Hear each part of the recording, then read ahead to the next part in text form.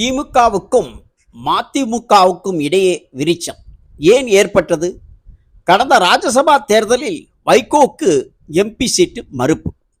இதனால் கோபமடைந்த வைகோ அதிமுகவுடன் கூட்டணி வைப்பார் என பேச்சு இருந்த நிலையில் தற்பொழுது துரைவைகோவும் வைகோவும் கூடுதல் சீட்டு கேட்போம் திமுக கூட்டணியில் என்று கூறியிருந்தார்கள்.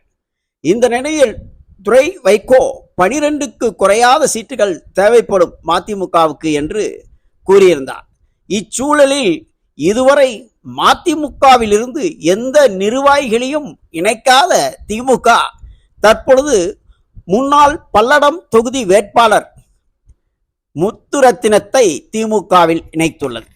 இவர் 2021ஆம் ஆண்டு நடைபெற்ற தேர்தலில் திமுக சின்னத்தில் போட்டியிட்டு தோல்வியடைந்தவர். முதல் முறையாக மதிமுகவில் இருந்து ஒரு நிர்வாகியை திமுக கட்சியில் இணைப்பது இதுதான் முதல் முறை.